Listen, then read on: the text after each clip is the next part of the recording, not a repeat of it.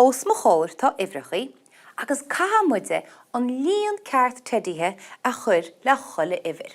Fan go bheice muid hifrechaí dasach. Cúra muid suas, muid ré. Neamhaní, nó náid, a hían, a dó, a trí, a ceithir, agus a cúig. Iontach má. Nis, cefir teddy a chur is mis sin aiciile hefur an náid, neamhaní. Teddy by go díirech bei sin fála, i bheith teddy a bin sin. Cefir teddy a chur is men seo, ag ifir I hían? Ceán amháin. Ag ifir I dó? Péire.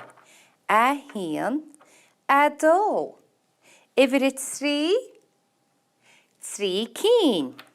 A hían, a dó, a trí. Ifir I ceithir? Cheiricín. A hían, a dó, a trí, a ceithir. Agus ifir I cúig. Chúcín go díirech. A hían, a dó, a trí, a ceithir, agus a cúig. Nis, hos a glár tá na tedithe crochta amin seo chomá. Ceféad ac a bán? A hían, a dó, a trí, a ceithir, a cúig. Tá chúcín an. Nis, bhálum sa sumaí scríomh. Dúir tú cúnacham? Gus tá mis gáil an bata seo úsáid le cúnahortcham. Má leagam a batan seo. Cefir teddy atá ar a tíobh seo? Iad ceann ar beán. Sin neamhaní. Agus cefir teddy ar a tíobh seo? Chúcín. Cefir teddy tá an ar an umláin? A hían, a dó, a trí, a ceithir, a cúig. Mar sin, neamhaní agus a cúig sinne cúig. Scríofa muide. Neamhaní agus a cúig sinne cúig. Dúir was ceann eile? Crocha me mhata. Nis, cefir teddy ar a tíobh seo? Ceann amháin, agus cefir teddy ar a tíobh seo? A hían, a dó, a trí, a ceithir. Mar sin, le chéile tá a hían, a dó, a trí, a ceithir, a cúig am. Cad a scríofas me? A hían agus a ceithir sinne cúig. Iontach má. A hían agus a ceithir sinne cúig. Dúirmas ceann eile. Arú me his anún. Nis, cefir ar a tíobh seo? A hían, a dó. Gus ar a tíobh seo? A hían, a dó, a trí.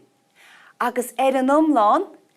A hían, a dó, a trí, a ceithir, a cúig. Mar sin, dó agus a trí sinne cúig. Iontach, tá a thar bar. Dó agus a trí sinne cúig. Cúniú muid éireann. Ceféad an seo? A hían, a dó, a trí. Tíobh seo? A hían, a dó. Ar an umláin? A hían, a dó, a trí, a ceithir, a cúig. Sin, trí agus a dó sinne cúig. Ceann eile? Nún leat. A hían, a dó, a trí, a ceithir. Agus a hían. Sin, a hían, a dó, a trí, a ceithir, a cúig. Scríofa muid e? Ceithir agus a hían sinne cúig. Ceann amháin eile. Cefir ar a tíobh seo? A hían, a dó, a trí, a ceithir, a cúig. Ar a tíobh seo? Neamhaní, nó náid. Ar an umláin? A hían, a dó, a trí, a ceithir, a cúig. Scríofa muid e?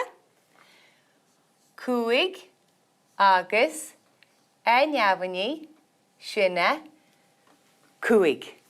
Dair a léinn.